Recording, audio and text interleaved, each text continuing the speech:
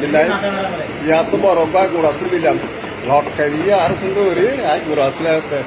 লটকা দিয়ে বিলে রেখে দিয়ে হয়তো বাইনা চুল আস্তে আস্তে গুঁড়া মাছ